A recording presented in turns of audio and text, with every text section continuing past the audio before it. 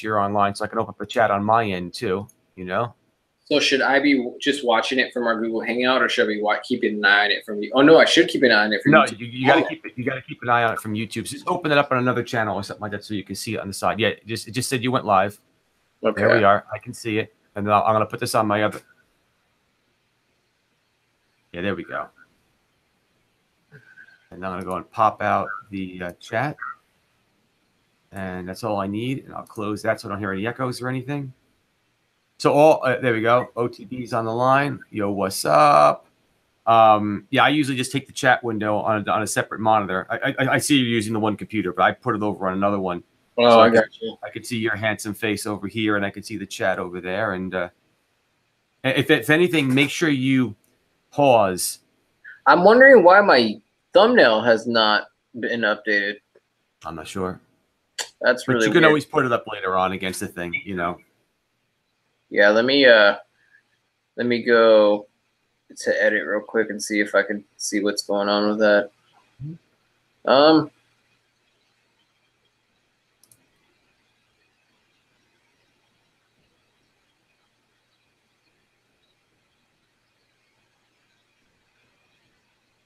Yeah, it uploaded it to my saved one. Okay, so I guess it's not gonna. That's weird. I wonder how. There's got to be a way. Oh well. So I'm gonna go to live streaming, I think. Cool. I can see you. We got people going on. We got people going. Oh, yeah, Trail Features likes shows about bikes. So that's good. See if my toolbox is working over here. This stupid toolbox never works. Let me see. Upload overlay. I hate this darn thing. All right. So what I'm gonna do is fix this real quick. Are carbon mountain bikes worth it? And save that change. Oh wait, what if I view on watch page? Let's see what that is. Okay. I think we'll just get it started. Yeah. Okay. All right, cool. All right, guys. So today we have Gene Arnold with me today from Regular Guy Mountain Biking, and I've been trying to hook up with Gene for like the longest time now, and it finally worked out. It just worked out like that. I'm usually like, Gene, you want to do this? Gene, you want to do this? And he's like, oh crap, I got this. And I'm like, Gene, you want to do this today? And he's like, yeah. I'm like, all right. Yeah. Well, it's hard because it's 10 o'clock right now on the East Coast. So, you know, it's later over here, and it's going to be like, okay, is my wife having a bad day and the kids aren't going to sleep yet or something like that? Though my wife's very supportive. I'm just saying, like, when you try to do this, sometimes it just catches us at the tough time. And I'm like, you know what? And I even told my wife, I go, Megan, you know what? Tony's been asking me to do this, and I want to do it. But it's going to be late. I know I'm a little tired, but I'm doing it tonight so we can make this happen. So here we are. This is awesome. I haven't talked to you in a while anyway, so it's always good to talk to you, my buddy, anyway. Yeah, I know, man. I remember when we first started, you know, when I first started this, like, you were like the first person I like came into like contact with that really was really into it. So it was really cool to, you know, connect with you. And I don't know, you played a big part in actually inspiring me to continue doing this. I mean, like, if I was having the hard times through the grind in the beginning, getting up with the subscribers and stuff, I'd be like, Gene, this isn't working. Why is it working for this guy? And you'd be like, I don't know, man. It's not working for me either. Let's just keep going. And it was like, all right, cool. So we were kind of like, it was kind of, we had that, you know, we were kind of pushing each other along with that whole thing. Well, you figured it out now, dude. You got the whole thing working well. You're doing amazing. This channel's going great. Thank you. No, yeah, I'm really excited about it. I feel like the channel's like, you know, especially when I came out with the dad videos, it was like, you know, it was like, I couldn't believe, like, that video was, you know, I don't know why I feel like it's so hard to believe, but that video was actually the hardest video for me to make because, like, who wants to talk into a camera in front of their dad? You know what I mean? like it feels like, you know, I'm always, it's just, I don't know. Me and my dad haven't had that relationship. You know, me and my dad have not we've had a rocky, turbulent past growing up. We've been through ups and downs. So for me to get to that point where I feel pretty much comfortable talking to a camera in front of my dad, like, that was a huge thing. And I think maybe that kind of resonated with people too. Like, you know, could I do that with my dad? Could I feel that comfortable with my dad? You know, I don't know if I could. So I don't know if there was like a relationship aspect of it too, that people were like, whoa, you know, because I mean, the video blew. I mean, the 2 videos I put out on it together is like got 130,000 views together. It's crazy. It's crazy. So, it's good. It's good, man. Yeah, it's been fun. I mean, it's been cool to see that. But anyway, Gene, why don't you tell them about your channel and what you do? Yeah, sure. So I run Regular Guy Mountain Biking, RGMTB, and it's a channel focused on just the regular mountain biker, right? I mean, not that I wouldn't want to be a pro, and not that I don't have some friends that are pros, but the channel is focused on just the regular dude, so I can try to give advice, motivation, just product reviews, just things that average Joes like us can actually afford and use. Though, you know, some of the bikes we're getting are a little higher up there. But as I talk to some of the other people on the channel, apparently, you know, they buy them too. So I'm not the only person that likes to buy expensive bikes, right?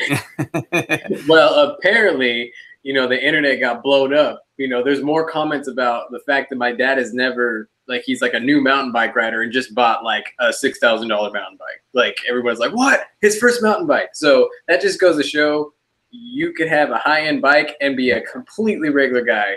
Start strong. Start strong. You know, hey, you know what? Hey, might as well get, you know, plus the good thing is if he's right around your same height, right? That's good. Right? Yeah, I'm a run. Yeah. But yeah, that's what Regular Guy Mountain Biking is about, and it's cool. Yeah, it's good. It's a good thing. It's a good thing, man. It's a good thing. Yeah, and you know, so kind of leading into that, you know, what I wanted to do today was talk about.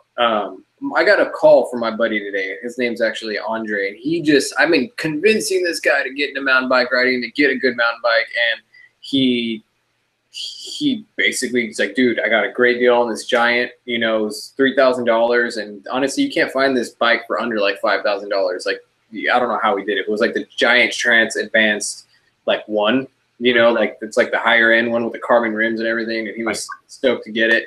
And he was researching, you know, told me he was researching aluminum versus carbon, and he was like, dude, he was like, dude, it was funny, your video kept popping up for aluminum versus carbon, and I'm like, oh, that's funny, I remember when I did that video. And well, basically, it just got me thinking, well, Gene, you know, because I was thinking he's not going to really be able to tell a huge difference, he's, you know, of carbon and aluminum, but yet he got a carbon bike. And then I realized that you're the regular guy mountain biker. You literally just had aluminum bike frames. You haven't, you know, you've been doing it kind of like just regular, like keeping it regular. No, so much money. Yeah, exactly. Regular paycheck. Yeah. So I was like, you know what? It'd be Gene has been riding for many, many years. Mm-hmm. Gene has been riding full suspension, mountain bike riding, going to bike parks, doing that whole thing. Mm-hmm. And he's a regular guy. And what better person to get, you know, an opinion of carbon mountain bikes, you know, than you, because you just bought a Santa Cruz 2018 Nomad. The 2018 Nomad Santa Cruz. Love it. So you just, like, if you having all this mountain biking experience, like 20 years or something like that on a mountain bike, and then just got a carbon bike, like, there's nobody is going to be more equipped to answer the question of, are carbon mountain bikes worth the money? So I don't know. It's a great question. How do you want to take that? You know what I mean? What do you think? Here's my 2 cents on this. Number one, the biggest thing I felt is there's definitely a weight difference, because I've been doing a lot of research on carbon rims because they're so expensive, and I'd like to get something, but I keep on thinking, well, they're going to be lighter and this and that. And I've talked to a lot of people, and they said, Gene, you don't buy carbon rims for weight as much. A good set of aluminum rims could weigh pretty freaking close to a set of carbon rims. It's a different feel, but a bike, but that being said, there's only so much rim. There's only a little bit of rim. So you can only have so much weight savings when the thing's only this big. A frame, that's a lot of carbon. Yeah. So I can tell you, dude, straight up, and I have right back there, the black and yellow is, or black and greens is a 2016 Remedy. Okay, and I bought a pretty decent one. And then right in front of it is the Nomad. The Nomad is much lighter, and that's a big bike than my Remedy. And component-wise, they're not that far off. It's not like I have the high-end, SRAM GX Eagle XXO XXX LMNOP. Like I don't have that level. You know, the components are pretty. In fact, actually, it's the same drivetrain because I got the other one upgraded to a 12-speed. So, so that means it really is the frame. So the first thing I can say is I was very surprised at the weight difference. Maybe I shouldn't be surprised, but I was. You know, it's the weight was a lot less. How much lighter a carbon bike is what you're saying? Yeah, yeah. And this isn't like the carbon CC. It's the carbon C. So it's going to be it's going to be your relative entry level carbon. You know. Okay. And when I pick them up, I'm like, I can't believe. Okay, we're not talking about like 12 pounds lighter, but I'm just saying if I pick them both up, I'm expecting the Nomad to be heavier. It's a big guy bike. And I pick up the Remedy, and I'm like, "What's up with this? I can't believe it." So, how does that translate for you? Because you know, wow, it's light, awesome. But how does the lightness of the bike translate into a better riding experience for you? Good question. So the best way I can answer that is taking both bikes to Mountain Creek. So before I had the Nomad, I was trying to doctor up my Remedy to be a bit of an all mountain everything bike. So I rode that at Mountain Creek. And then now obviously I'm riding the Nomad there. The Nomad, besides the weight difference, it's also a tighter bike because carbon is just a stiffer ride, you know? And I'm just launching off of things. Things just seem to be more reactive. You know what I'm saying? Like if I want to hit something, I go up. You know what I mean? Like I'm like, I can see how pros with skills, not me, but someone with skills could take these bikes and just cruise over things, you know, just hover over the top of things because you're just so agile. The Remedy, it didn't have that same agility, you know, so the weight is moving it around a little faster, but also just the stiffness of the frame. It's tighter, you know, it is tighter. Yeah, even trail features, and you know trail features. He likes numbers. You know, he's 1.5 to 2 pounds heavier are aluminum to carbon. And you know what? Trail features, I would agree with you. That's basically what I was thinking in my head when I'm comparing them. I'm not talking about like 5 or 6 pounds, but yeah, 1 to 2 pounds would be very accurate. Very accurate. And it's funny how much 1 to 2 pounds actually makes a difference. Hell yeah. You wouldn't think so, but I mean, 1 to 2 pounds is huge when I've ridden a bike. You know, so you're talking about you were talking about going over terrain and it feeling like more like, I guess when I hear like some people talk about it, they say there's like more party in the bike. You know what I mean? There's more like it's more responsive.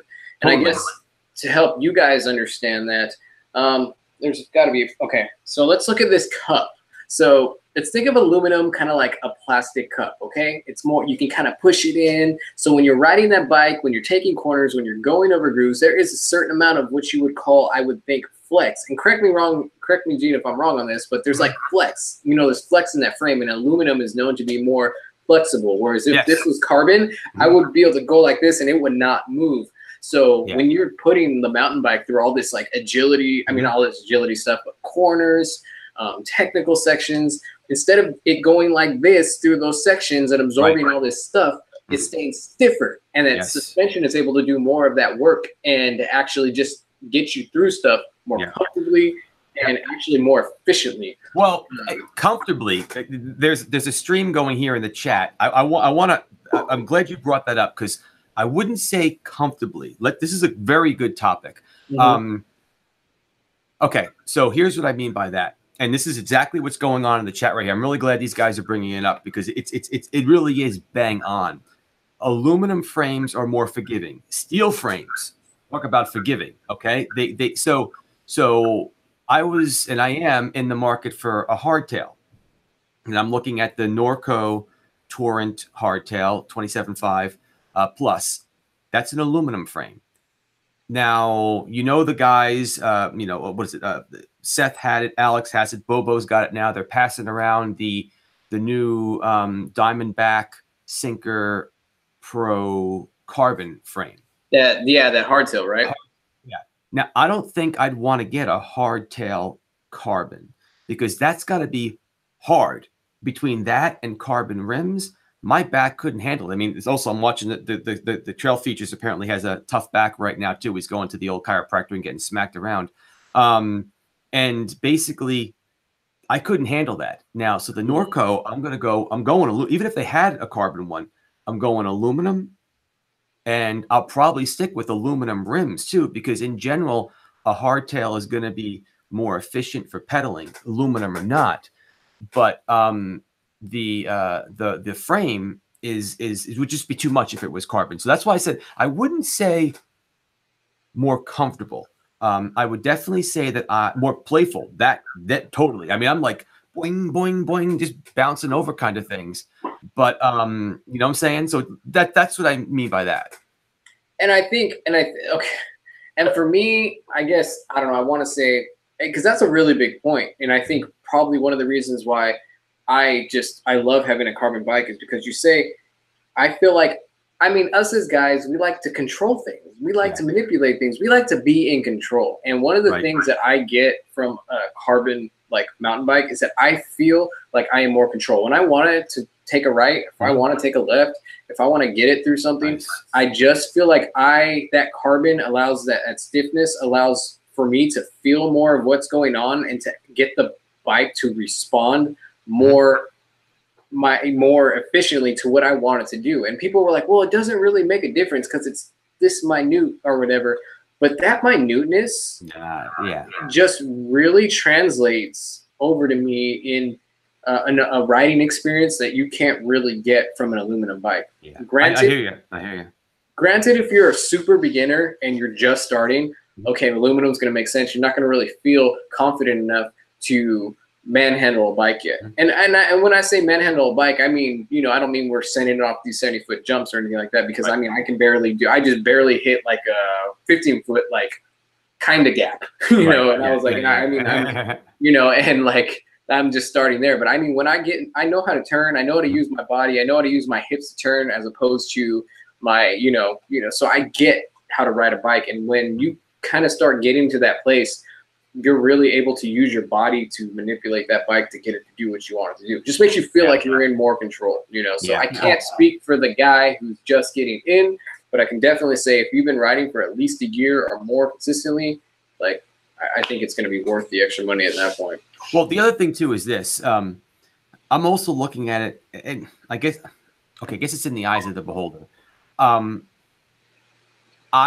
If I was going to get a frame that I was going to keep and build up, I guess what I'm saying is, if you don't like the feel of carbon, it doesn't make a difference. And there's another thing, you know, guys are talking about carbon climbs better. I want to cover that too. Drew's bringing that up, and I very much agree with him.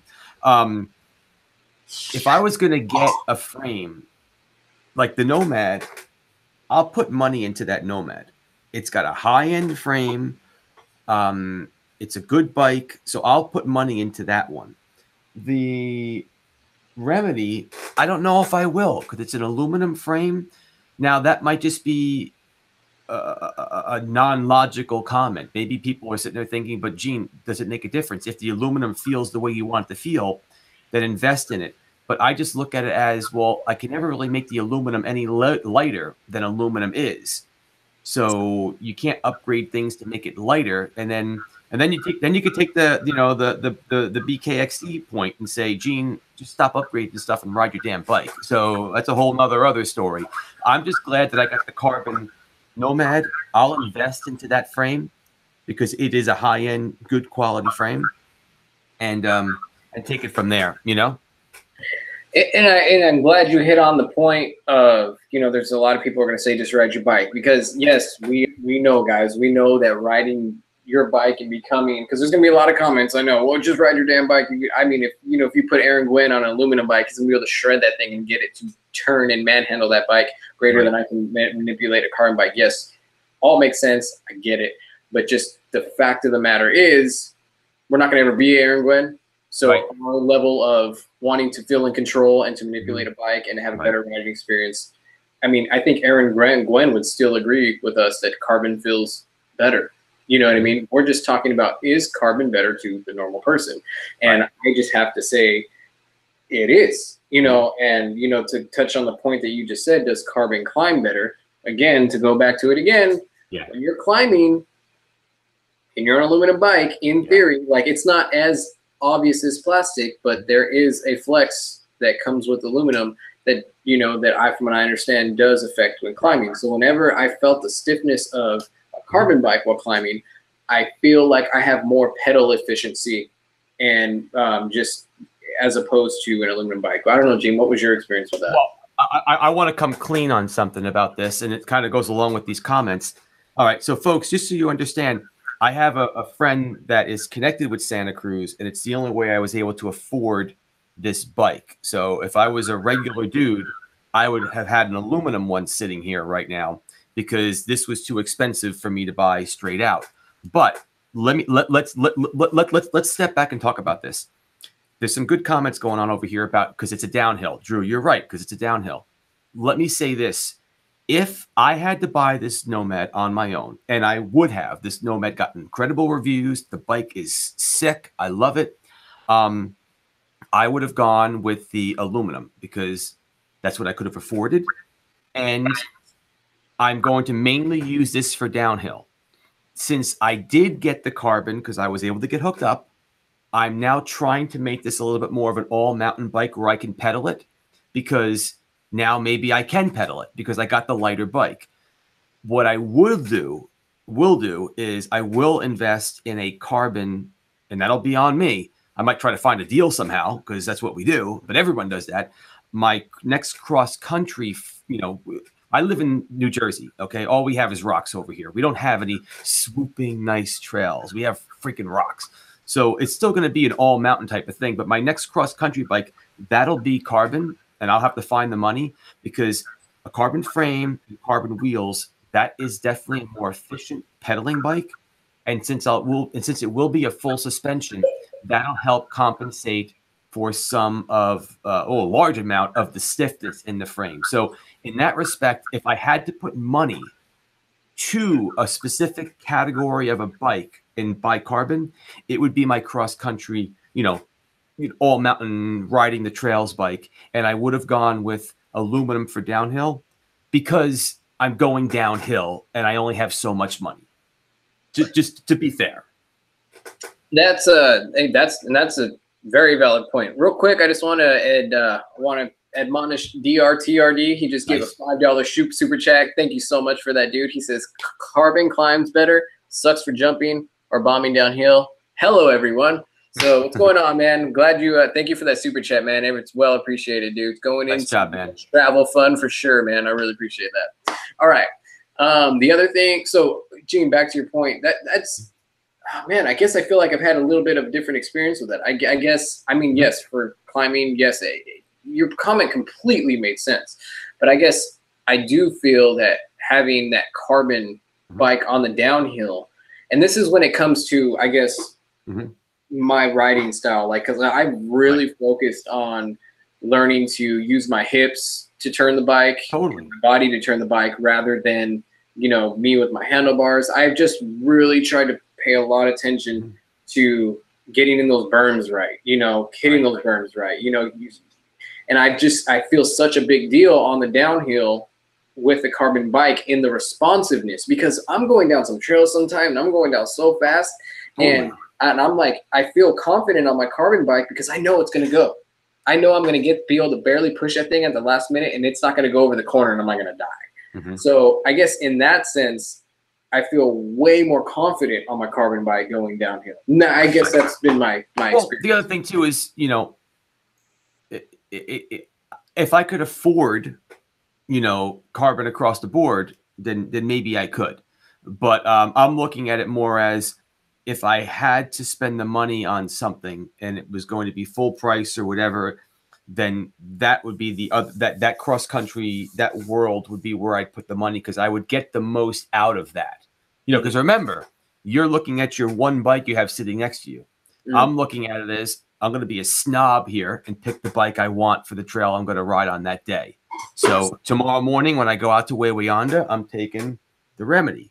Okay. If today it didn't rain and I was at Mountain Creek and going downhill, I'd be taking the Nomad. And if I want to do dirt jumping, I take the dirt jump bike. So you guys can hate me all you want, but I like to have my bikes. So, but if I had to buy one bike, then it would just be carbon, across the board, because I just pool all the money together and do that. But if I had to not buy a carbon bike for a particular category because I wanted to favor another category, that's why I'm saying the downhill bike would probably be aluminum. If I had to favor a category because I only had so much money and could only do so much. Not your point's valid. If I could, I would. But if I can't, that's where I'm going to put my money. Gotcha. No, I mean, that makes sense. Yeah, I'm glad you did the clarification on that. So now the other thing I would tell me what your thoughts are on carbon handlebars. I'm still freaky scared about carbon handlebars. And I saw a couple people ask about those too. I would never get carbon handlebars. I don't know if I will. It kind of scares the crap out of me. Maybe to be honest, I don't get why people are scared about them. I've seen, we all saw that single track sampler video where he did the whole tourniquet with the guy with the whole. I don't like that. Oh, yeah. Okay, and the handlebar. But to be honest, I've gone down the gnarliest of stuff. I've crashed over the handlebars. I've hit hard. And my handlebars have never been the thing that I would feel that would ever break. I've never hit it in that right way. It's just, I think it's such a rare occurrence. And I think because of YouTube now, and, think about it, single track sampler is riding everywhere, every single day, all year around. Right. And so maybe he was bound to find that one person, a super rare person where that's something crazy like that happens. Because to be honest, in all reality, it's stiffer, it's stronger. We've all seen aluminum, compared to, the carbon bar. What I kind of think about sometimes, what would happen to an aluminum bar that was hit the exact same way as the carbon? Obviously, it probably wouldn't snap. Right. But who's to say that somebody wouldn't have broken something like mad crazy or something if all the pressure was going and it couldn't be released? Right. I mean, it's like, I get it. It's carbon. People, like, when they think of carbon, they think of snapping and doing all these things. But I've been running carbon handlebars for over a year now, and they feel more comfortable to me. They feel like they absorb more of the energy of riding over stuff. Just feels stiffer, and it's stiffer in a good way, because when they develop carbon handlebars, they don't just develop them to be stiff. I don't know how it works in the scientific lingo, but it's like they do something to where they like to get the flex just right, like dialed flex, so that you're actually feeling more comfortable. Okay. Envy, that's why I don't have Envies. I have Renthal, which are considered like second best next to Envy when it comes to this type of thing.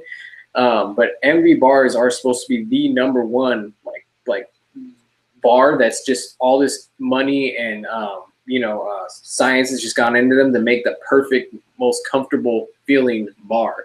Gotcha.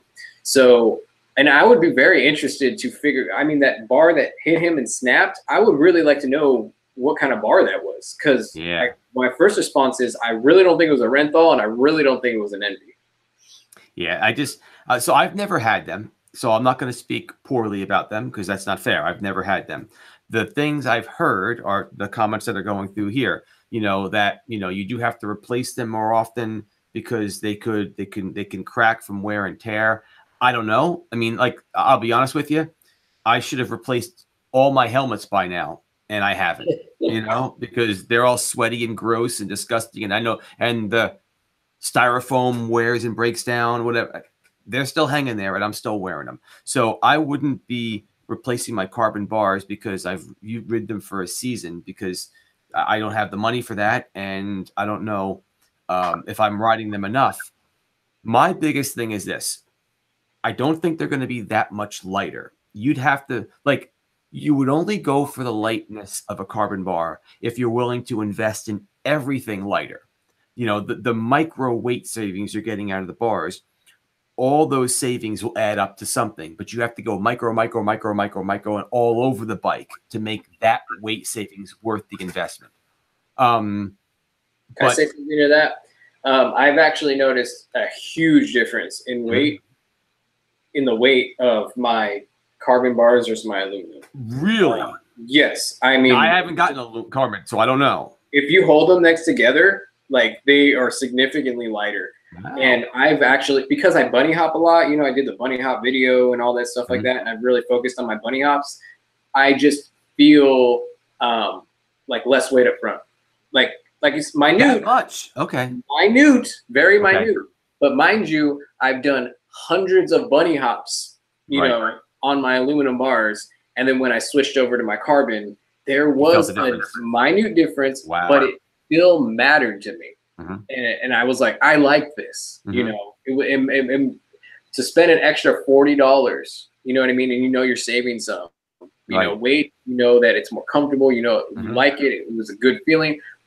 An extra $40 for a bar to make it carbon to me is not a big deal, you know. Well, I think I would put the carbon bars on my next cross country bike. You know, that's going to be more of a weight weenie type of bike, but that's going to be another investment in a frame that I'm going to start putting the parts in little by little. I don't know what it's going to be yet. I'm going to figure out who I can make friends with, you know, but we'll see. Because I think all the bikes that are out there nowadays are good. You know, I mean, I think, especially at the regular guy level, I don't think there's going to be too many bikes out there that I would get on that were just, you know, a good quality bike that wasn't good quality and ride well. So the next one will be pretty decent. I don't know if it'll be a Santa Cruz or not, but whatever it's going to be, that'll be something that I'll probably go carbon bars on that and slowly convert that one. I don't know if I'll put them on the Nomad. I think I'll keep them aluminum. I don't need the weight difference for that. Everything's tight enough with them. But we'll see. You know, if they start getting dinged up, or maybe we'll see. You know, what I like, because I have carbon cranks too. I have carbon. I have pretty much everything carbon on my bike that you can probably carbon out. I have carbon cranks. I have carbon rims. I have carbon handlebars. I mean, the only thing that I don't have carbon on here are things like the derailleur hanger or something like that. You know, and then like the spacers or something. But as I have, you know, my last bike was just basically a carbon frame. So I rode that a lot to compare it to this all carbon one. And I remember the first time I got on this thing, all carboned out compared to my other bike that was just a carbon frame. Right. I was literally like, this bike just feels freaking fast. Yeah, like a rocket ship, huh? Yeah. Pick it. Like, I've never rode a, you know, I would watch YouTube videos and like, oh my gosh, like MTB Yum Yum. Like, he would always say, oh my gosh, this bike is so fast. I just can't believe how fast this bike is. And I'm like, what does that feel like? There's no gas. There's I mean, there's no horsepower at all. Like, what does that mean? But when I first got on an all carbon bike, when I demoed, I was like, whoa. I compared it on a trail that I rode every day. So it was a real true test. So I knew I rode these sections every single day. So I felt the difference. And I was like, holy crap. You know, so there was, it just goes to show so much. Yeah. You know, people ask, like, why is a mountain bike so expensive? Why does a carbon so expensive? Well, the time, money, and research that are actually put into these carbon parts and bikes and geometry to make it the way it is. Like, if you had a dirt bike that had, because people were like, dude, I could buy a dirt bike for that much. Where's the engine? But if you had the same money, time, effort, and science that they had to put into this, to designing these to go fast into a mountain bike, into a dirt bike, it would cost about $60,000 to $70,000. Well, here's the other thing too. To your point, you know, that's what's not fair with that statement, because you're right. Okay, your bike, decked out, carbonized, and everything, is not the entry level mountain bike. Okay. So if you were to buy a same level motorcycle that your mountain bike is, remember, let's do a percentage here. Like, you know, each one's parallel, you know, motorcycle, and you went with a racer guy's motorcycle, that's like a $60,000 to $100,000 motorcycle. So to be fair, yeah, where's the engine? Yeah, but you got the engine on the crappy motorcycle. If you got the same level motorcycle as the same level bike you have, it's not $6,000, dude. Just like you said, it would be way up there. So I hear that same analogy too, and I'm like, no, but you're not comparing the same thing. You're comparing a lower end motorcycle to a super high end bicycle.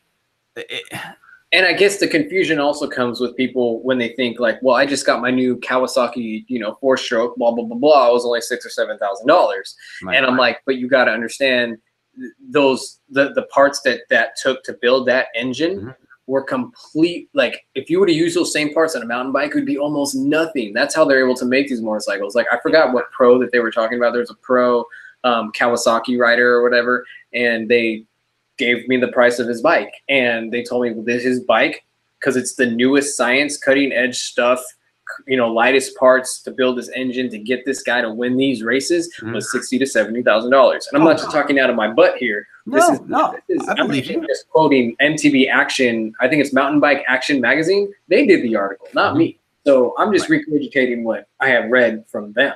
Right. So this isn't just me just shooting fireworks. But right here. Yeah. No.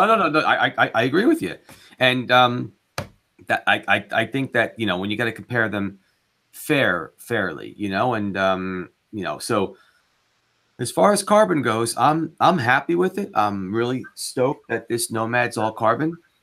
It was a nice way to get into it to make me realize that I like carbon. I'll probably get a carbon cross country bike. I don't think I'll get a carbon hardtail. My hardtail is going to be aluminum with 27.5 plus tires, probably 3-inch tires to soak up the extra in this.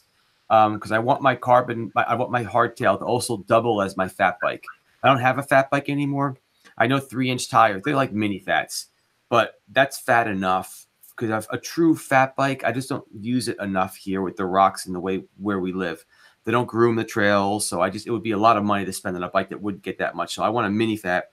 So I think if I got that bike, I'm going aluminum with that bike. Aluminum wheels. It'll be efficient enough, and that's how that bike's gonna pretty much go. And to put some context into this, because Gene, you're talking about going with aluminum parts. Like I'm not in any way saying that the mountain bike, carbon mountain bike, is the only way to go. I honestly believe you can have an amazing aluminum mountain bike and go do everything that I can do and just have just as much as a good time. Yeah. What my goal here for tonight is to specifically answer the question: is it worth the extra money? Yeah. And to me, okay, let's be real. So if we got this bike that was aluminum, tube more down, it'd probably be about $2,500 to $3,000 to get the aluminum or whatever. This one was I think it's like $6,000 now. $6,000. Gotcha. So doubling the prices in a lot of cases to an aluminum bike to a carbon bike. So in a sense, maybe it's not worth the money if you're almost doubling the price. Well, but here's the thing. I think it's worth the money if you're researching it and getting it for the right reason. I think that if I invested that money in the cross country bike, I would significantly feel the difference. I think that it would definitely pay dividends to buy the carbon and go carbon as much as I could on that. Totally. I think it would help me in the sense that my fitness could be better, but this might compensate a little bit for it. Because here's the other thing, guys. We also have to be realistic here. You could always say, hey, Gene, you could lose a little bit of weight. You can get You're right. You're right. Totally right. But I could also find other ways to continue to enjoy the riding and make me want to get out there and do more. You know what I'm saying? I need to still be happy out there. And if spending a few dollars at 46 years old makes me enjoy the riding more, and I'm able to compensate for not being 20 years old anymore by spending a little bit more money, and I'm still getting off the couch, then yeah, I will invest that money to make up and hopefully buy my way through some of these things, because it's just harder for me to stay in shape. It just is right now. And to be honest too, like it's just not, yes, there is the motivational factor. And I mean, right now, the job that I'm doing right now, I mean, like I constantly tell people, like, get something that you want. Get something that you want, because if you want it and you like it, you're going to want to get out and use it. Yeah. So many times people just like, I'm just going to get the most cheapest thing that I can get my butt on, go out a couple times, and the way that it looks doesn't motivate them. And the fact of the matter is, we like the way that we're designed in our bodies and our brains. We like things that look good to us, and things that look good motivate us. So sometimes, you know, that extra, you know, paying that extra double to get something that's just going to motivate you to get your butt outside and get the job done and get yourself healthy and to have a good time and to have a bike that you can go, that people will come up to you and go, man, that's a nice bike. You know, I really, you know, what do you think of it? It's like that. It's a conversational piece too, you know, like there's the whole thing to it, you know, and I think that that's worth it as well. In addition to the fact that, you know, the bikes are not only just light. I mean, they honestly ride better. You know, there is no pro that I know of that rides an aluminum bike in enduro. Like, I'm sure there's probably, in this case, they set up an aluminum bike and did this and did that. Yeah, there's always that one little odd person doing this or that in the pro circuit or whatever. Of course. But nobody on the podium is riding in aluminum. And that, I mean, because it matters. You can tell. There is that much difference. There just is.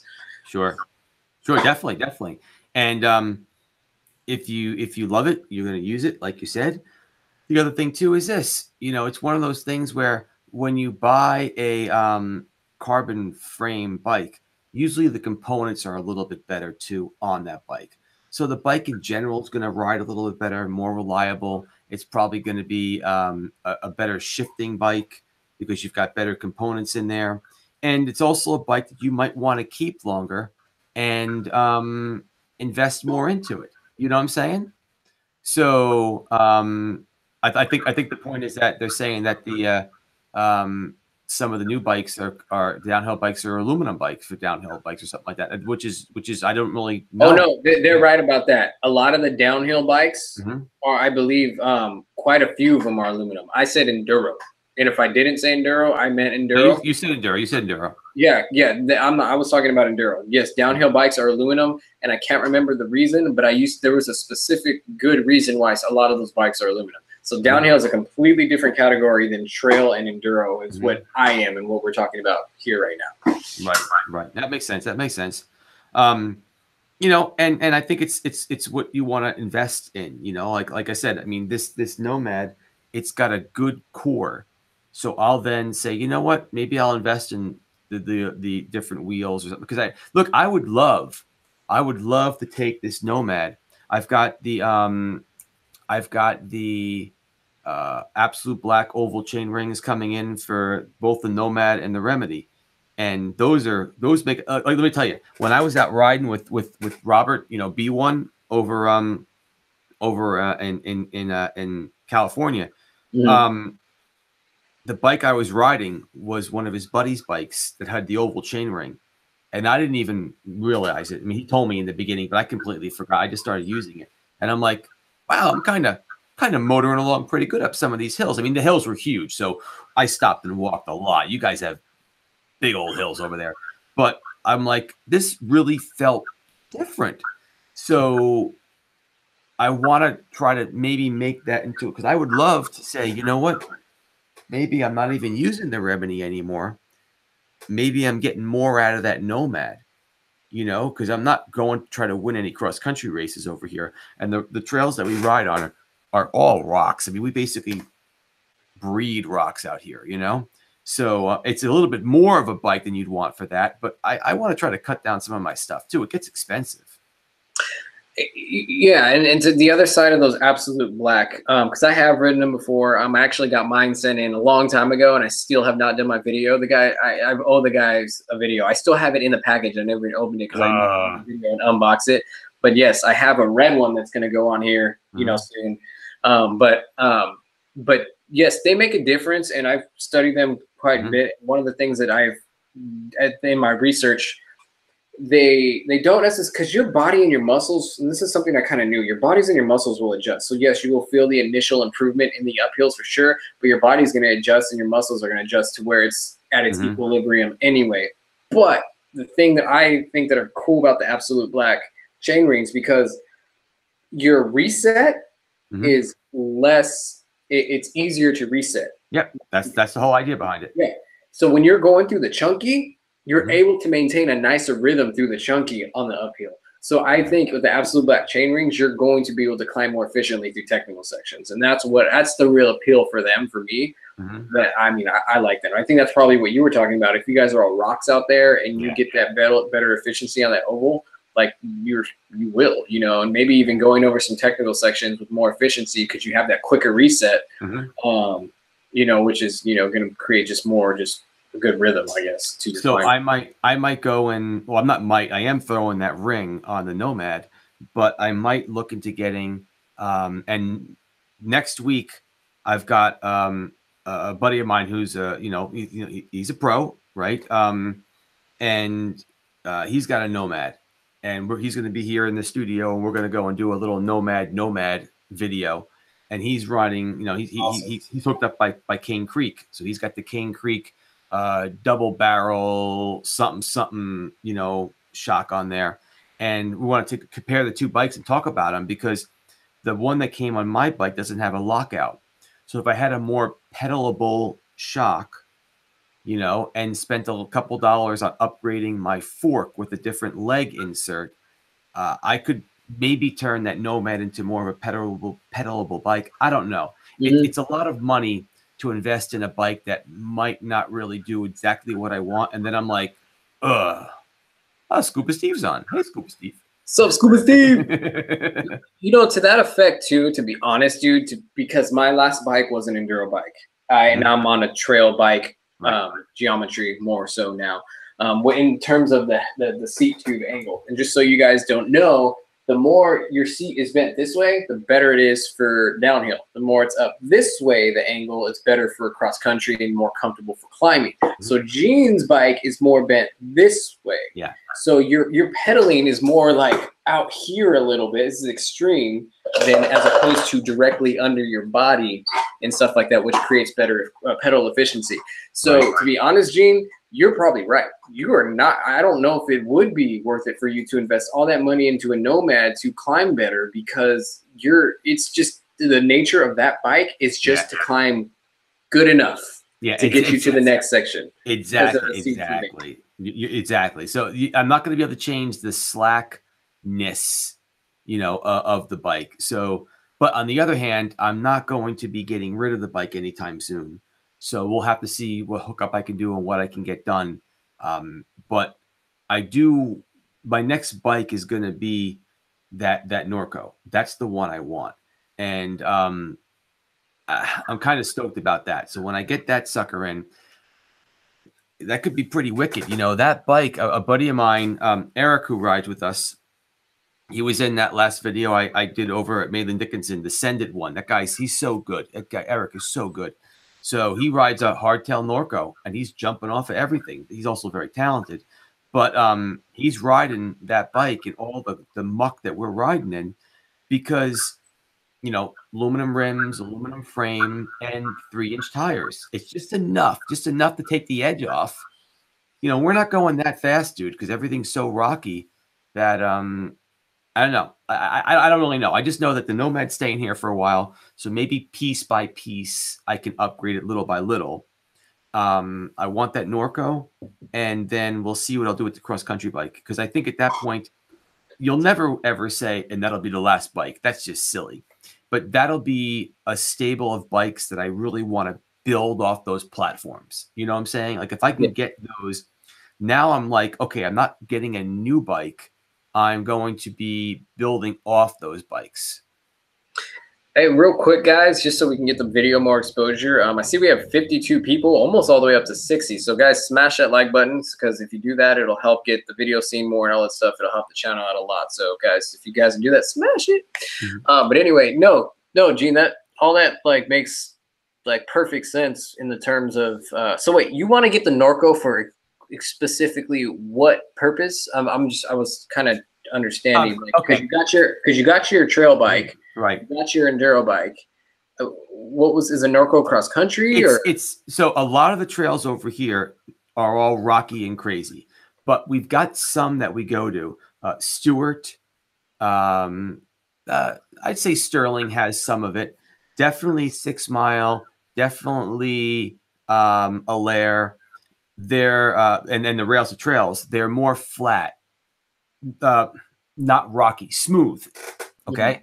So that bike would be great for riding all of those, but it also could be a bit of a cross country bike I could take out there for some of the way beyond riding as I used it more and got used to it. So I'm trying to figure out, where it might fit in and see how it's going to work. So I'm gonna be doing some Norco demos and trying them all out, and we'll see what it's going to be. So I don't know where exactly it's going to fall, but I have to find out. Yeah. No, I mean, okay, I got it. Now I have to say, Drew, he had a 2015 Trek Superfly 9.8. Now for a little while I was riding a Trek Superfly. So my local bike shop, I don't know if it was a 2015, might have been a little bit earlier, I don't know, but it was decked out. I mean, dude, this thing had everything. Basically, my buddy Jason, who owns Sussex Bike Shop, he bought this bike as a showpiece. It was like the bike to put in the window to get people's attention to come in because it was the best of the best. So I bought it from him used. He had never actually even used it. And that bike was too racy for me. Like I just couldn't use it. It was a hardcore. I actually ended up selling it to a guy that wanted to race cross country because it was such a aggressive. Everything was carbon. I'm not a good enough rider to appreciate it, and it hurt my back a little bit. And because it is a high end rocket ship of a mountain bike. Like this thing was solid, but it was too aggressive for me. Yeah, see, that's the thing. Aggressive will typically mean, correct me if I'm wrong, in your case, you're talking about lower and slacker? Lower, slacker, and everything was carbon. I mean, even the carbon was carbon. I mean, if you could, carbon the screw, the carbon. Carbon was in the carbon. If the screws could be carbon, I mean, everything that could be done. But that bike, it had aluminum rims. But again, they were the highest end aluminum rims they had, where it was, the bike was just crazy stiff. And like to your point, I mean, you just tweak a little bit, and the bike just moves. You were one with that bike, but that means you feel everything with that bike, and it was too rocky for me. I need something higher up, a little bit more slack, a little bit. I'm not a racer, a little bit more relaxed, and that was too much for me.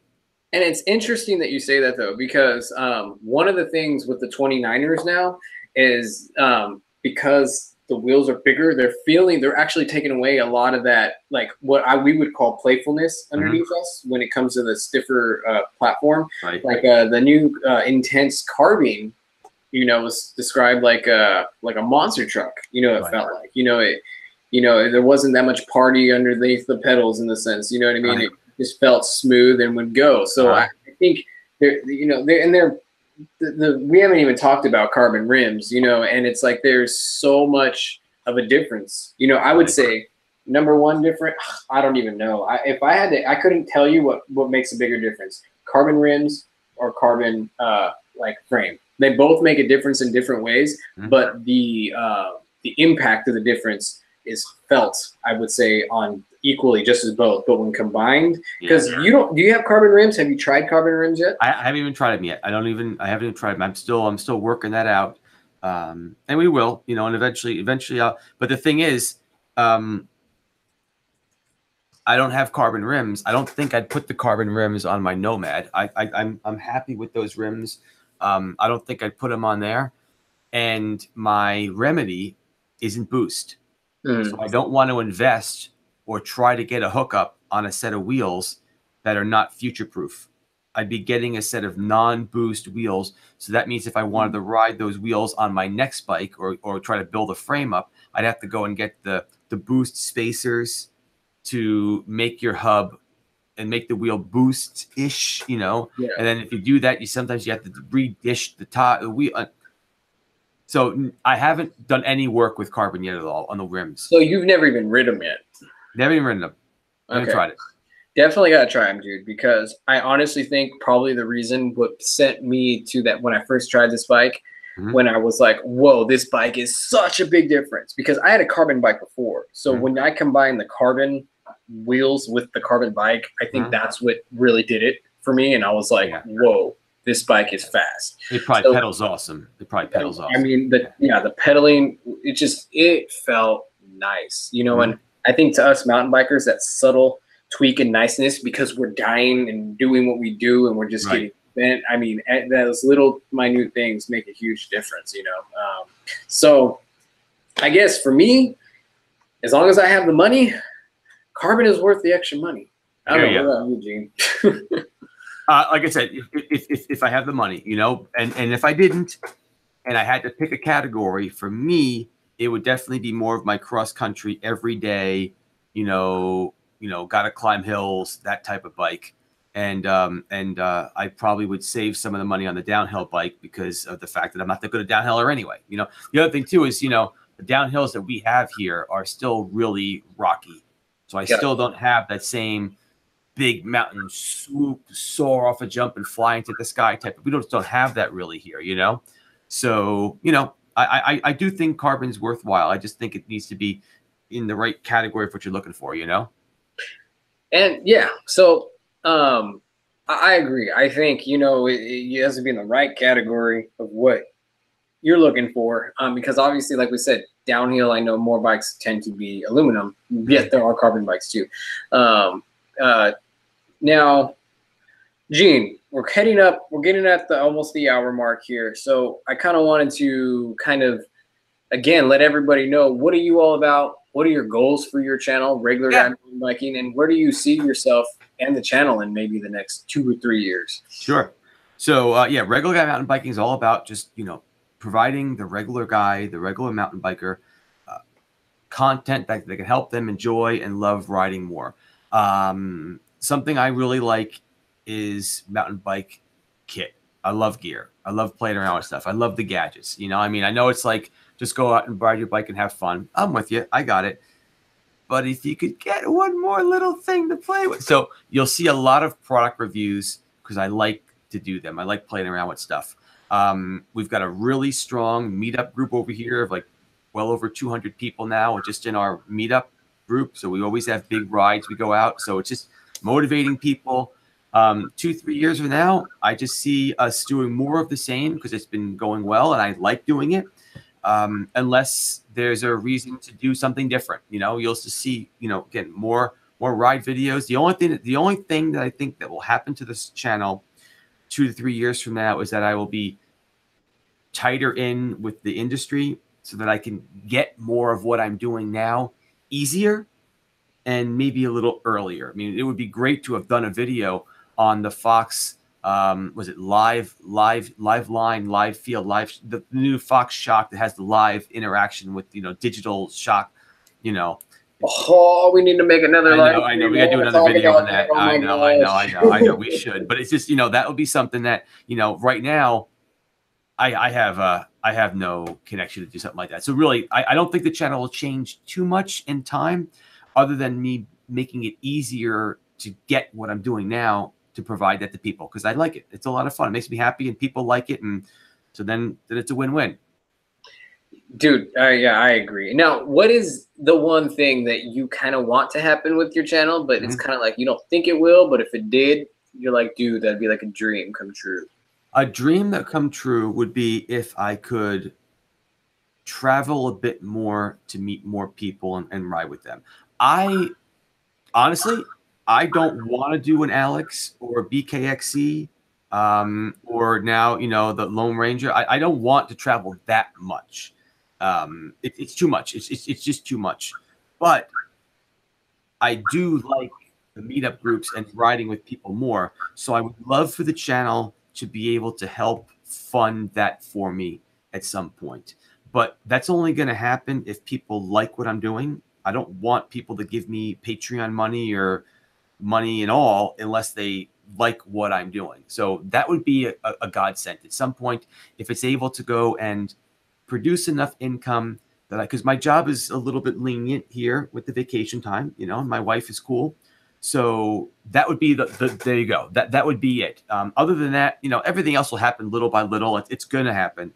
But that would be the one where it would be so cool if I could just ride with more folks, you know, just hang out ride with more people. That would be the dream. Definitely. Yeah. And I think that's one of the things I miss, you know, since I moved from California to Texas, is like I felt like every time I go on the trail, I'll be like, Tony, you're Tony from MTBdropIN. I'm like, yeah, man, the community, it's growing, you know what I mean? And being out here in Texas, different IP address and all that stuff. As I upload here more, obviously it'll grow, but I miss the community, you know, and just to ride with you guys who watch the channel and doing all that. I mean, there's kind of no better, cooler feeling than to do that. I remember just awesome. Great to go on Saturdays, you know, because everybody would congregate, show up, and I'd always run into people and we'd ride together. And yeah, I mean, mountain biking community, I mean, that's what we kind of like, and we always say it, you know, this is a community, you know what I mean? But it's to actually feel it and experience it is genuinely like awesome, you know. And if you guys don't know me, if you guys don't know the channel, I'm a mental health professional. I have a heart for PTSD victims. I basically want to build a business one day where I am actually encouraging veterans and first responders or anyone who suffered from trauma to get on their bike and to do therapy and to treat that PTSD. Because as a mental health professional, I can tell you that there are many benefits to people who suffer from PTSD and different trauma stuff, different trauma factors and stuff like that mountain biking does help with. I just ran into a burnt victim out here, and he said, oh my gosh, like I suffered from PTSD hardcore. I was a burnt victim, and when I got on the mountain bike, a lot of my symptoms went down, mixed with some other treatments and stuff like that. But it's just, it was kind of cool to kind of hear that and to kind of validate kind of like what I've been doing and what I've been preaching. But yeah, I'm all about promoting just healthy living on this channel and in a mental health way. And in myself, I'm going through a tragedy right now, and I'm treating my, you know, my tragedy, my experience and stuff like that through just getting on my bike and, you know, pedaling away. You know, the motto of the channel is stay strong and keep pedaling. Right. That being said, though, I'm not saying mountain bike cures everything. I mean, I got a lot of other things that are about me, that I do, that I believe, that are helping me get through everything as well. So I'm not just saying mountain bike, you know what I mean? I don't want to take it to extreme now, you know what I mean? But there are mental health benefits to mountain bike riding, and that's one of the things I like to emphasize here. And I just want to build the community, and same thing like Gene, you know what I mean? You know, just make a difference, you know? So what's going on, Cobra Kyle? It's like, I think it's the first time I turn my eyes to the chat. But yeah, guys, if me and Gene are both affiliates with Worldwide Cyclery, so you guys can always help us out if you use our links in our channels to go there and, you know, purchase your stuff through Worldwide Cyclery. Me and Gene both have Patreons, and we both appreciate the support there. And where else? Is that all we're doing right now? You sell like more merch than I do. You have some regular guy stuff, right? A couple. Honestly, I could do much better with that. So nothing really yet to speak of. That's another thing. You asked what I would be doing with the channel, whatever. I still have to get the store going and everything like that, and clean up my act a little bit with that. But we'll get there little by little. Yeah, same thing with me. Gene's actually going to help me set up my website hopefully pretty soon, so I can get my stickers on there, and eventually I'll be getting my shirts. I got the merch coming soon, hopefully, but a lot of that's going to be dependent upon Patreon right now. So if you guys want to see more MTBdropIN like jerseys, this is actually Rapture MTB. This is a shirt that he sent me if I would rep it on the, you know, my channel. And I was like, dude, well, actually I reached out to him because I just thought it was so cool or whatever. So I want a jersey, I want gloves, you know, I want to do a lot of things. I want to do some things that other people haven't done yet. You know what I mean? Just to, you know, the whole merch thing just kind of goes and knits the community together. You know what I mean? Like, oh, you got MTBdropIN shirt. Oh, dude, I watched that too. You know what I mean? And we have that whole connection, you know, in that sense. So yeah, definitely go check that out, guys, if you have not checked that out yet. And Gina has Patreon as well, you know, and we would all love to support that sense. But anyway, guys, dude, I thought this was a good convo, Gene. This is great. This is a lot of fun. I mean, we've never got to do this like this, and it's been great. And I'm actually learning some things. We've got John Z. Johnny Z. We're gonna call him Johnny Z. And apparently, you know, look, bigger guy, rocking a Nomad. He says with a couple tweaks, move the seat forward a little bit. The guy climbs up everything. See, that's what I'm saying, Tony. I'm on. I don't want to. I know we're already getting kind of late on this thing, but I'm such a tough one to figure out what I do with this bike other than just love it. You know, it's like, all right, well, you know what, folks, this week, check out Regular Guy Mountain Biking. I'll be doing a Nomad live stream with a buddy of mine who's a pro, and he's got all of his Nomad gadgets. So tune in. All right, John, take a look at that one. Follow the channel. We'll be doing a live stream here with his bike and my bike. We'll be comparing the two and talk about stuff. And I'd love to get your thoughts on it, because You know, maybe I'm just not looking at it the right way. You know, I'm 260 on my Nomad, no problem. Look at all these freaking people riding Nomads, climbing all over the place, man. I guess I'm just a lazy son of a gun. All right, I got to make some changes then because these guys are killing it over here.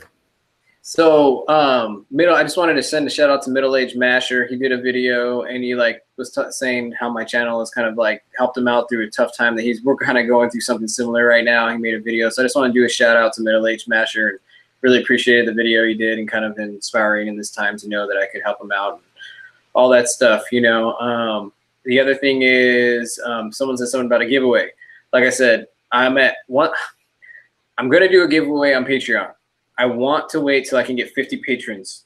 We're at 30 right now. So if we can get to 50 patrons, that's when the giveaways will start more often. But if I don't get to 50 Patreon soon, I do have a giveaway. I have some black Chester pedals that I'm going to be doing a giveaway on Patreon. I don't do my giveaways on YouTube because I don't want people to come and like my channel because of a giveaway. I want people to come I want to give away to people who support the channel, who really are the community. I don't want to just give, you know, oh, I want to try to win some Chester pedals, and then they build this community and people are just there for the giveaways. That's not what this is about.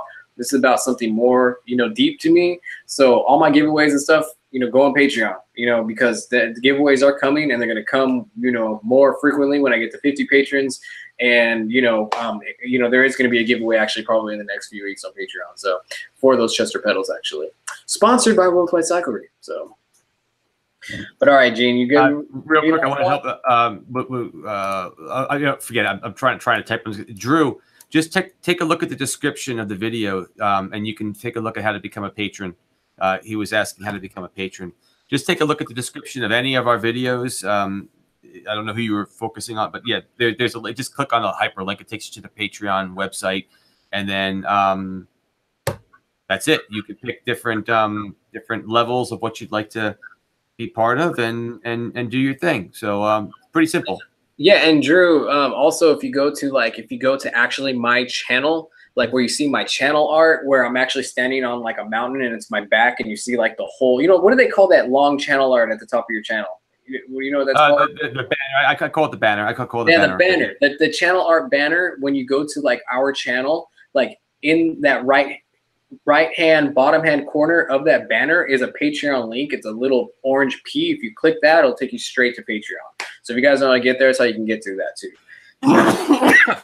God bless me. The Middle Age Masher. It's probably going to be like maybe a Wednesday or Thursday. I have to take a look at my schedule and see what's going on with the kids and everything like that, and take a look at my buddy's schedule. But probably Wednesday or Thursday, we'll be doing the Nomad night. And yeah, like I said, we'll have them both up in the racks. You'll be able to take a look at them. We'll move the camera around and stuff like that, and talk about Nomads. He's hooked up with Cane Creek, so we'll also learn about that Cane Creek shock and see how that's improved his riding and stuff like that. It'll be good. It'll be good, man. Hopefully see you there, buddy. It'll be awesome. Real quick, Gene, are we still going to be talking to each other when I stop broadcast? Yes. So when you do stop broadcast, we will not be talking to anyone else, but you and I will still be talking. Gotcha. Guys, it's Tony with MTBdropIN. Wait, what? Okay, guys, it's Tony with MTBdropIN, and just stay strong, keep pedaling, guys, and we will catch you guys next time. Thank you for tuning in, guys. We went way over time, and we're going to get this thing going. We'll talk to you guys soon. All right. Stop.